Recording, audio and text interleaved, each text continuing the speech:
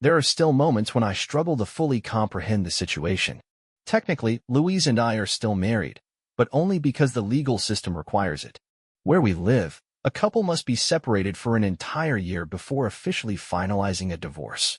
Honestly, it just feels like an unnecessary delay of the inevitable. During this so-called waiting period, Louise was supposed to secure her own place nearby so that we could fairly split custody of our 3 kids. So, why are we getting divorced? Well, it all started when Louise's twin sister, Melanie, came up with what she considered a brilliant idea: Louise should be their surrogate. Apparently, Melanie and her husband, Austin, had been struggling to conceive. I get it, that's tough. But instead of going with a traditional surrogate, considering adoption, or literally exploring any other alternative, they landed on the idea that because Louise and Melanie are identical twins, Louise would be the perfect candidate to carry their baby. The worst part? I wasn't even included in this decision. I didn't hear about it until everything had already been set in motion. This wasn't something Louise sat down with me to discuss like a responsible partner. No, that would have been too rational. Instead, she casually dropped it into a conversation as if it was just another minor update in our daily lives. I remember the exact moment. We were sitting on the couch when she nonchalantly mentioned it. "So, I've been thinking about doing something really important for Melanie," she said, barely looking up from her phone, as if we were just discussing dinner plans. I glanced at her, already wary. What kind of important thing? That's when she finally put her phone down and met my gaze. "I'm going to be her surrogate." At first, I thought she was joking. I let out a short laugh, waiting for the punchline. But she just sat there, watching me, expecting some kind of approval. "Wait, what?" I straightened up. "You mean, you're actually going to carry their baby?" She nodded, smiling as if it was the most natural thing in the world. "Yeah, Melanie and Austin have been trying for so long, and since we're identical twins, it's almost like Melanie is carrying the baby herself." My stomach dropped. "Louise, are you serious? When did this even come up?" She shrugged. "A few weeks ago. We've been talking about it for a while." I stared at her, trying to wrap my head around what she had just said. "And it never crossed your mind to mention it to me?" Louise let out a sigh and placed her phone aside. "Jonathan, this isn't about you. It's my body, my decision. I don't need your permission." "Permission?" I echoed, incredulous. "Louise, we're married. This isn't just some small personal decision. It affects both of us.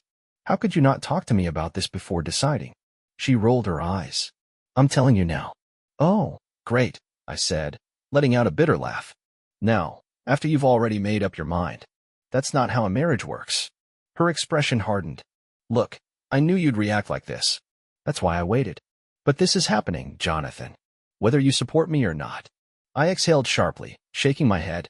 "So that's it? Either I accept it, or what?" She folded her arms.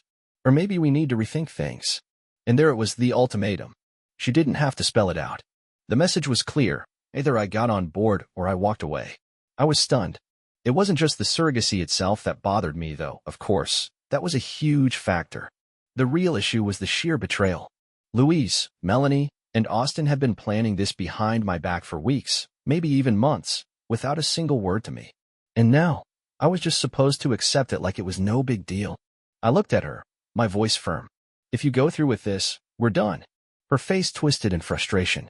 "You're being completely unreasonable." I let out a humorless laugh. "Unreasonable? Louise, you're making a life-changing decision without even considering me. You don't think that's a problem?" She shook her head, exasperated. "I'm doing something beautiful for my sister. I thought you'd understand." I stood, running a hand through my hair. "Yeah, well, I guess I don't." A few months later, and surprise, surprise, she was pregnant. When she broke the news, I didn't react. I just nodded, muttered, "Okay," and walked out of the room. 2 days later, I filed for divorce. I had already prepared the paperwork the same week Louise revealed her plan. I was just waiting for her to follow through with it. Apparently, this caught everyone off guard. Louise acted like she never saw it coming, which absolutely blew my mind. Did she think I was bluffing? That I'd just wake up one day and be perfectly fine with my wife carrying another man's child? I had been crystal clear about the consequences of her decision. And yet, now that I was following through, she had the audacity to be shocked? Melanie and Austin weren't any better. They tried every guilt trip in the book, making it sound like I was the villain in this situation. "You're abandoning your wife," Melanie said, shaking her head like I was some kind of heartless monster. She needs your support now more than ever. I let out a dry laugh. She's the one who made this choice, not me. Austin, ever the peacemaker, attempted to mediate. Jonathan, this is something truly kind that she's doing for us. Can't you see that? Oh, I see it, I responded, folding my arms tightly. I see that the two of you wanted a child, and Louise took it upon herself to carry it, without consulting me first. That's not how a marriage works. That's not what a partnership is. That's just her making a decision on her own, and now she has to deal with the consequences. Melanie's eyes narrowed. You promised to stand by her no matter what. And she promised to respect me and not make major, life-altering choices behind my back. I shot back. And now, here we are. And that was that. I filed the paperwork, and the separation officially began. At first, Louise acted as though none of it fazed her. She maintained the same holier-than-thou attitude, as if she was above it all. I don't need you, she told me one night after I made it clear I wasn't going to argue about it anymore. I can handle this on my own. Great, I replied. Then do that. But as the months passed, reality started sinking in. That confidence she once had? It began to waver. That sense of control? It was slipping. After I filed for divorce, the atmosphere in the house became unbearable. Louise continued behaving as though nothing had changed, as if I was still supposed to be invested in her pregnancy, or, worse, involved in it. But mentally, I had already checked out. Why would I put energy into a pregnancy that had nothing to do with me? A pregnancy that was, in fact, the very reason we were ending our marriage? She didn't move out, of course. Finding a place in our area wasn't easy, especially while expecting. She kept saying she wanted to stay nearby for the child's sake. But let's be honest, it was more about convenience for her. Anytime she needed something, she still expected me to play the role of her husband. One evening, she walked into the living room while I was watching TV. Can you run to the store for me? I didn't even glance away from the screen. For what? Pickles. And maybe some ice cream. I let out a dry laugh. Yeah, that's not my job anymore. She sighed, as if I was the unreasonable one. Jonathan, come on. It's just a quick trip. I finally turned to look at her. Louise, I'm not your husband anymore. Go ask Melanie or Austin. Her jaw tightened, but she said nothing. Instead, she turned and left. As the weeks dragged on, she started dropping more and more hints about how difficult things were. How overwhelming. How much she was handling on her own. At first, I ignored her. What did she expect? That I would step in and save the day, just like I had during her past pregnancies? Those were my children. This was a choice she and her sister made together. I hadn't agreed to any of it. Eventually, those hints turned into outright complaints. I don't know how I'm going to do this without you, she admitted one evening, rubbing her belly as if that would make me care. I barely looked up from my laptop. Call Melanie. Call Austin. She let out a frustrated breath. It's not fair that I have to go through this alone. I shut my laptop and looked her in the eye. Fair? You really want to talk about fairness? Because I don't think it was fair for you to make this choice without me. And yet, here we are. She had no response to that. Just pressed her lips together and looked away. I kept telling her the same thing. Melanie and Austin were the ones who wanted this baby. They were the ones who made all these promises about how wonderful this surrogacy journey would be. Let them handle it. But, of course, most of the time, they were nowhere to be found. Austin, in particular, had started distancing himself. He showed up when it mattered. Doctor's appointments, the occasional baby-related task, but for the everyday stuff, he was absent. One night, out of pure curiosity, I asked Louise, where's Austin been lately? I thought he was supposed to be all in on this. He's been taking care of Melanie, she said, shifting uncomfortably. She's still recovering from the car accident. Fair enough, I admitted. But it's not like he didn't know this baby was coming. Shouldn't he have prepared for this? Louise's expression hardened. He's doing his best. He's under a lot of stress right now. I scoffed. Oh yeah?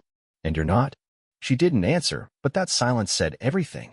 She didn't want to admit it, but Austin's priorities had shifted. He had an easy out, and he was taking it. Meanwhile, Louise was leaning on me more and more, as though I was obligated to pick up the slack. She started asking for small favors, carrying groceries, setting up the crib, even rubbing her back when she was sore. Every time, I refused. Jonathan, can you help me with this? Nope. Not my kid, not my problem. One night, everything finally came to a head. She sat on the couch, dramatically rubbing her belly, making these exaggerated sighs, obviously trying to get my attention. I ignored her for as long as I could, but eventually, she spoke. You know, she said, her voice laced with irritation. You're still my husband. You could at least pretend to care. That was it. I snapped. No, I'm not your husband anymore. Not in any way that matters. I stood up, my expression unwavering. You made your decision the moment you chose to go behind my back. Don't come running to me now just because it turned out to be harder than you expected. Call Austin. Call Melanie. Call literally anyone else. Just leave me out of it. Her face crumpled, and right on cue, the tears started. That had become her default reaction whenever things didn't go her way. But by now, I was immune to it. I'm going to bed, I said in a flat tone, turning away as she sat there sobbing on the couch. The following weeks were just more the same. She kept trying to guilt-trip me into helping, and I shut her down every time. It wasn't only about setting boundaries for myself, though that was a big factor. It was also about the principle. If I gave in now, even slightly, Louise would take it as a sign that I was softening. And if that happened, then I'd never be free from her demands. Things took another turn once the baby was born. I kept my distance completely, no hospital visits, no checking in, nothing. I had made it clear beforehand that I wouldn't be involved, so it wasn't like she hadn't been warned. Still, she called me from the hospital, her voice thick with tears as she begged. Jonathan, please. I don't want to do this alone, she sobbed into the phone. I'm scared. I kept my voice calm and firm. You made the choice to sleep with a man who wasn't your husband. That was your decision alone, so don't try to drag me into this. Austin is the one who got you pregnant, call him. She let out a shaky breath. I did. He's not picking up. Then call Melanie. Call your mother. This is their issue, not mine. You're being cruel, she whispered, her voice breaking. I exhaled slowly. No, Louise. I'm keeping my word. You knew where I stood before any of this happened. She stayed silent for a moment, then the call ended. When she came home with the baby, that's when the real chaos began. It was as if she thought that simply bringing the baby into the house would somehow change my mind. Spoiler alert, it didn't. She started leaving baby items everywhere, bottles scattered in the kitchen, diapers abandoned on the couch, like some kind of psychological warfare tactic to force me into acknowledging the situation. But I refused to engage. I simply stepped over the mess and went about my day. Nights were even worse. The baby would start crying, and she'd come knocking on my door. Jonathan, please, just this once, can you help? She pleaded, exhaustion dripping from her voice. No. She let out an exasperated huff. For God's sake, it's 3 a.m. I haven't slept in days. Your baby, your responsibility. Now go take care of it, I said without even getting out of bed. There was a long pause, then I heard her stomp off down the hall. The next day, she slammed cabinets and muttered under her breath about what a terrible person I was. I won't lie. There were moments when I felt a pang of guilt. Not because I thought I was wrong, but because the baby was innocent in all of this. It wasn't the child's fault that their parents had made a mess of things. But at the same time, I knew that stepping in wouldn't truly help. It would only enable Louise to keep relying on me instead of the people who actually chose to bring this baby into the world. The final straw came when Louise outright demanded that I take on a more active role. You can't just ignore this, she snapped one evening, standing in front of me with the baby in her arms. It's not fair that I'm doing everything by myself. Barely looking up from my laptop, I replied, then call Austin. I did. He's busy with Melanie. Again. I shrugged. Not my baby, not my responsibility. Her eyes flared with anger. You were unbelievably selfish. You owe me at least this much. That made me pause. I set my laptop aside and met her glare head on. I don't owe you anything, I stated coldly. You're acting like I cheated on you, she screamed. I stood up, my expression unreadable. I don't care if you cheated or not. What I care about is the fact that you disrespected me by getting pregnant by another man. I warned you. I told you I was against this, and now you're facing the consequences. You said it was your body, your choice. Well, this is my life, my choice. This is your responsibility. Deal with it.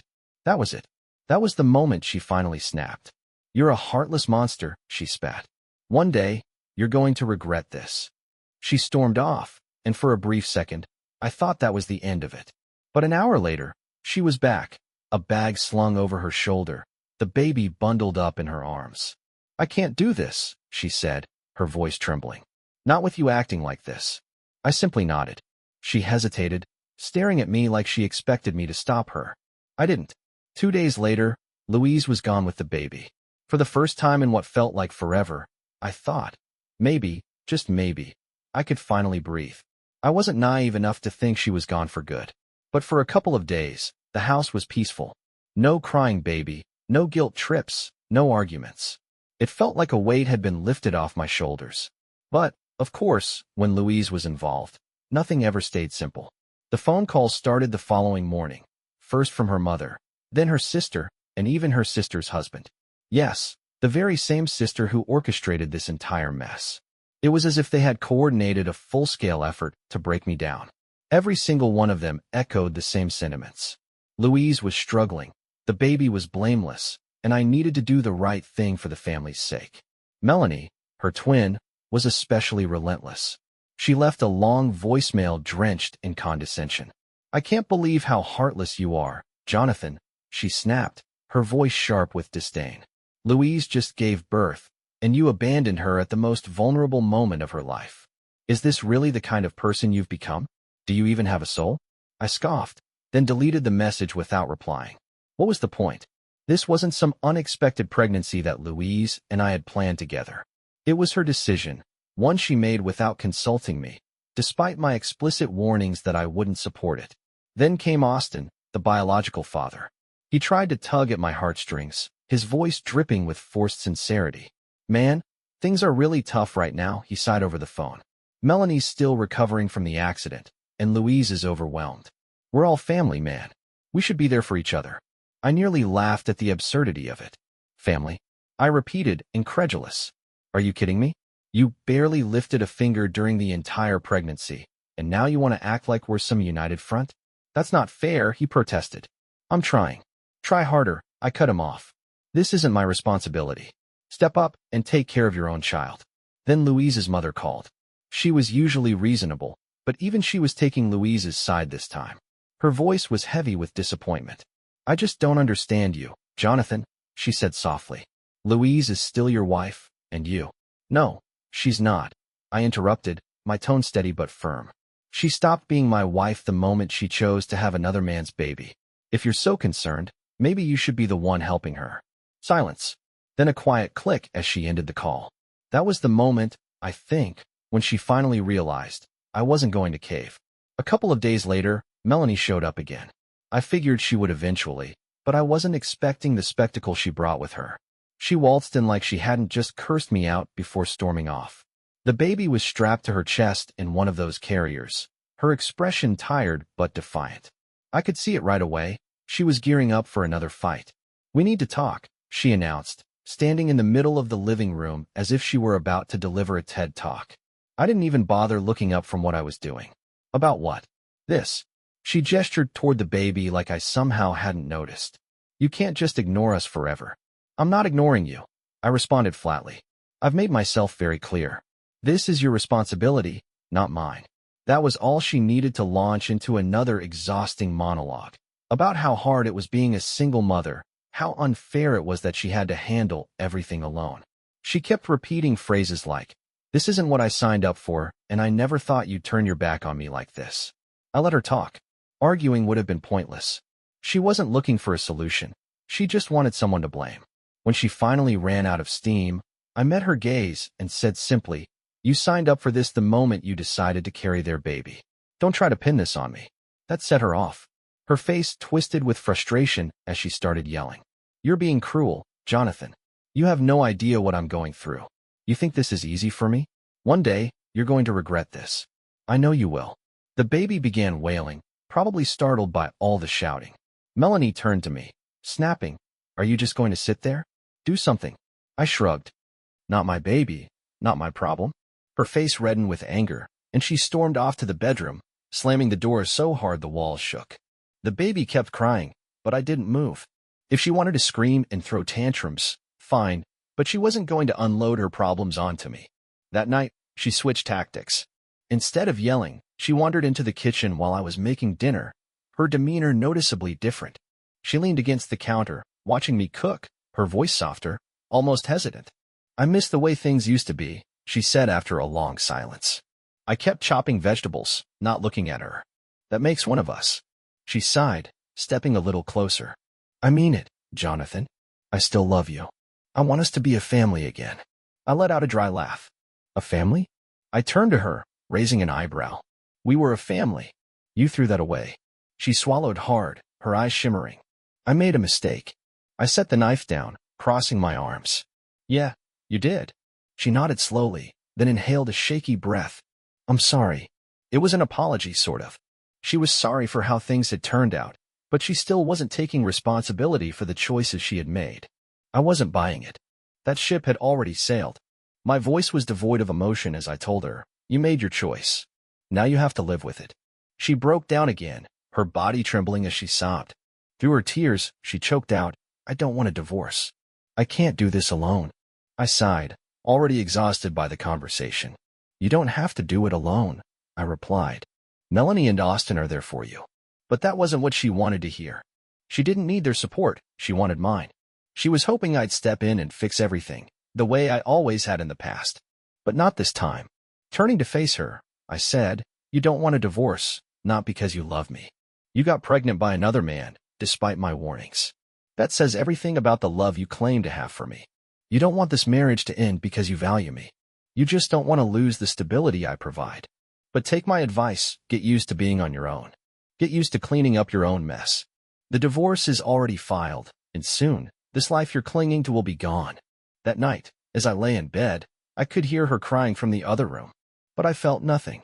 Not anger. Not sadness. Just nothing. And that's when I knew, without a doubt, it was truly over. Whatever connection we once had been reduced to ashes by her choices. The next morning, she made one last desperate attempt. She appeared before me, exhausted, dark circles under her eyes, the baby in her arms. Please, she whispered, her voice rough and weak. Just hold her for a little while so I can get some sleep. I haven't had more than 2 hours in days. For a fleeting moment, I almost gave in. Almost. But then I remembered everything that had led up to this. The deception. The betrayal. The way she had dragged me into something I never agreed to. No, I said. Her eyes widened. What? Call Austin, I told her. He's the father. He should be helping you. She looked as if I had physically struck her. Her lower lip quivered, and fresh tears welled up in her eyes. You really hate me that much, don't you? I shook my head. I don't hate you, I said, my voice steady. But I'm not going to let you manipulate me into fixing this for you. This isn't my responsibility, and I refuse to act like it is. She left again after that. And this time, I had a feeling it was for good. Later, her mother called me, letting me know that Louise was staying with her for now. I told her that was probably for the best. Maybe now, I could finally have some peace. For the first few days after Louise left, things seemed calm. The house was quiet, too quiet. But it wasn't the kind of peace I had hoped for. There was an eerie sense of anticipation, like the stillness before a storm. And sure enough, I was right. About a week after she moved out, the messages started. Letters. Emails. Louise's family coming at me full force. But this wasn't the usual guilt-tripping I had long grown accustomed to. This time, it was an all-out attack. They weren't just trying to make me feel bad, they were trying to wear me down. Louise's mother wrote a long letter, telling me I was being unreasonable. That family should always come first. That I needed to step up. She went on about Louise's difficult childhood, about the sacrifices she had made, and how I supposedly owed it to her to stand by her side. I read it, sighed, and tossed it in the trash. What was I supposed to do with that? It was nothing I hadn't already heard before. They had painted me as the villain from the very beginning, and I had long since stopped caring. Melanie and Austin, on the other hand, took a more direct approach. One evening, Austin showed up at my house unannounced.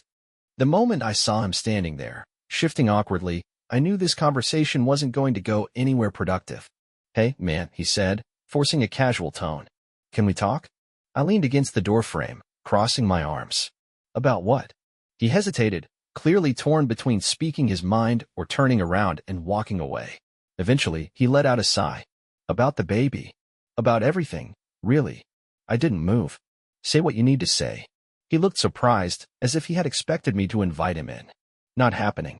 He started rambling, going on about how difficult things had been since Melanie's accident, how much he was struggling to keep everything together, and how he really needed me to step up and help out.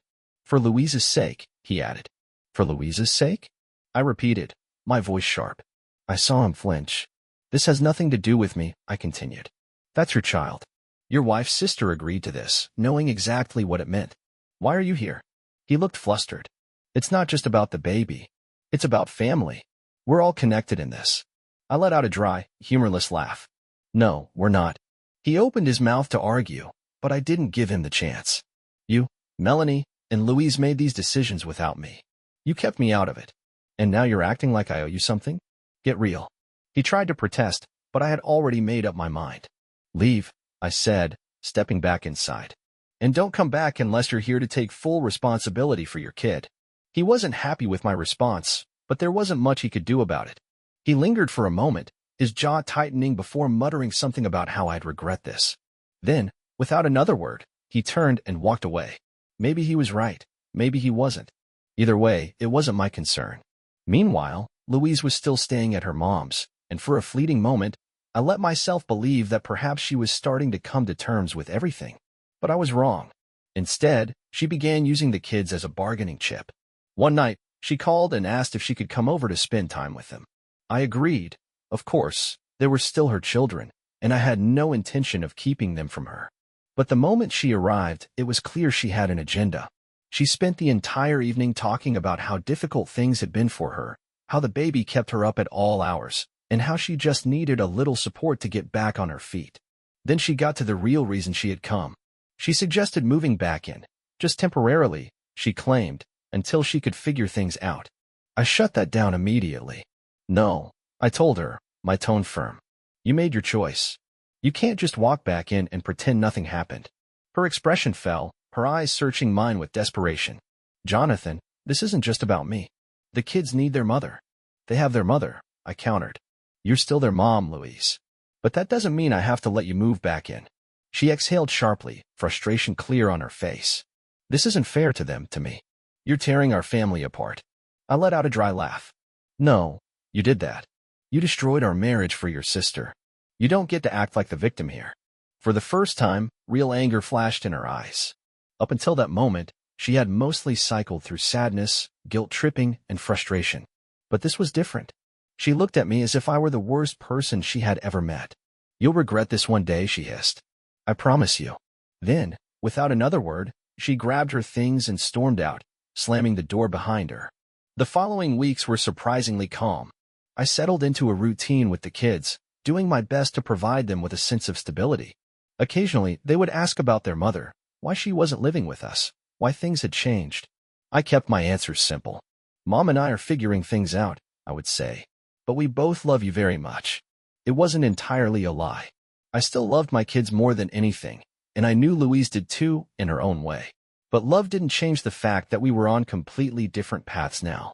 She had made her choices, and I wasn't going to be dragged into them.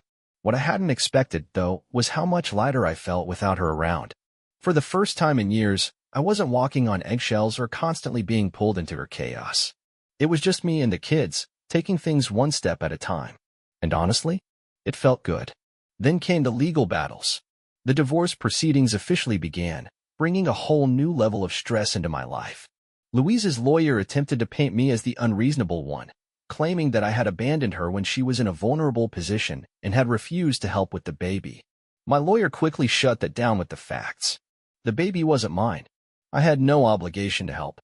Louise had gone ahead with the surrogacy despite my objections, fully aware of what that meant. It was messy, but I wasn't worried. The truth was on my side, and I had plenty of documentation to back it up, texts, emails, even voicemails. Everything proved that Louise had known exactly what she was doing, and that I had made my boundaries crystal clear from the start. But even with the truth in my corner, it was draining. Just when I thought I was done with her drama, something new would arise. Her family kept reaching out, trying to guilt me into making things right. Even Melanie and Austin inserted themselves into the situation, as if they had any say in how I should handle my life. I ignored them all. I had spent too much time cleaning up Louise's messes, and I wasn't about to start again. Through it all, one thing became undeniably clear. I was done. Done with the guilt. Done with the manipulation. Done with the never-ending drama. For the first time in a long while, I felt like I was finally in control of my own life again. And no matter how much Louise or her family tried to drag me back into their mess, I wasn't going to let them. This was my opportunity to start fresh, to rebuild, to focus on the things that truly mattered, my kids, my happiness, and a future where I wasn't constantly picking up the pieces of someone else's bad decisions.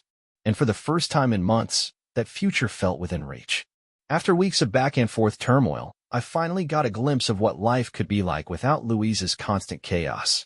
It wasn't perfect. I was still figuring out how to juggle work, parenting, and the ongoing divorce, but at least things were moving in the right direction.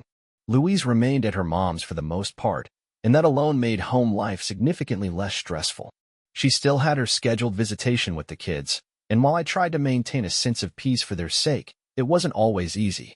On one of her visits, the kids came back with a new topic on their minds, the baby. My youngest, eyes wide with curiosity, looked up at me and asked, "Is the baby going to live with us one day?" I took a measured breath, carefully considering my response. "No, sweetheart," I said gently. "The baby is staying with Aunt Melanie and Uncle Austin." My oldest frowned, confused. "But Mom said she had the baby.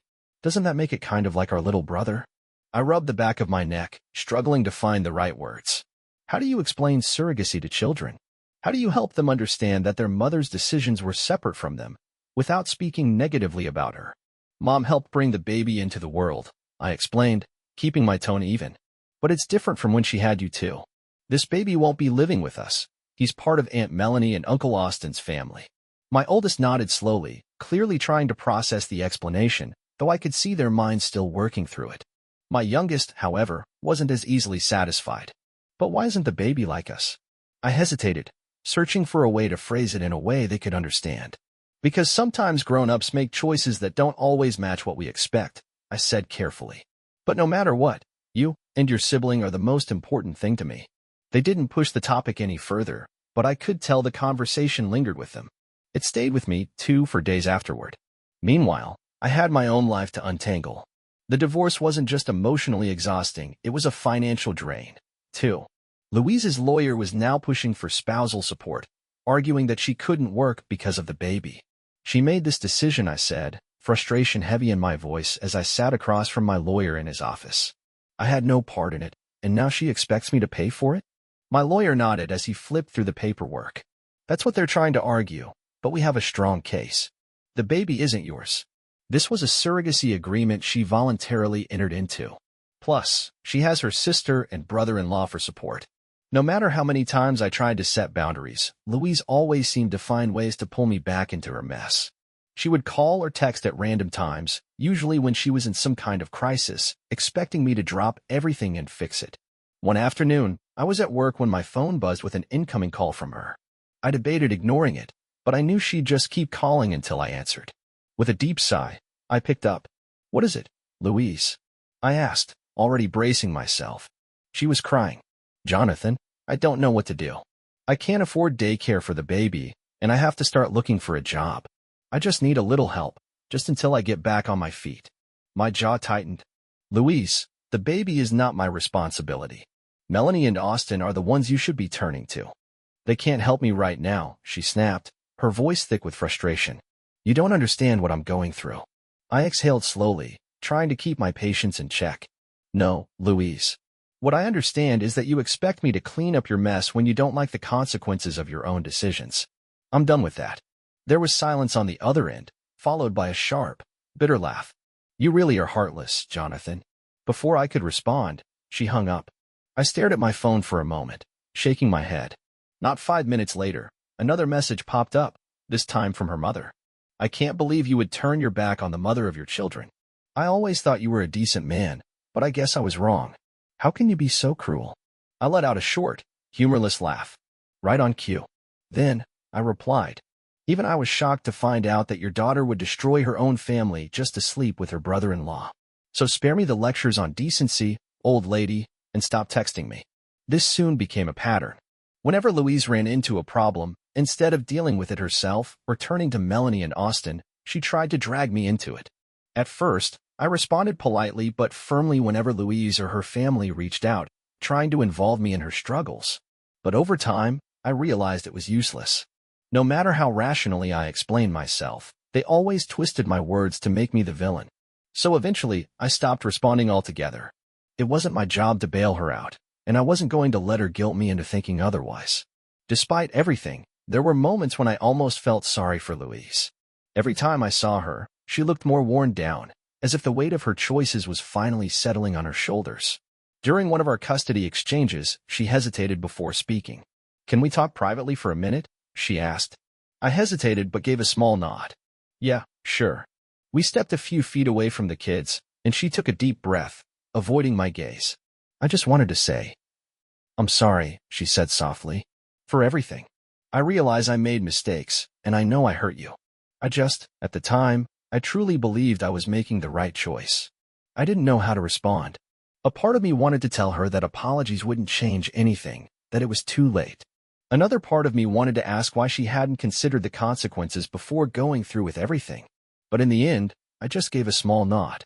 "I hope things work out for you," I said simply.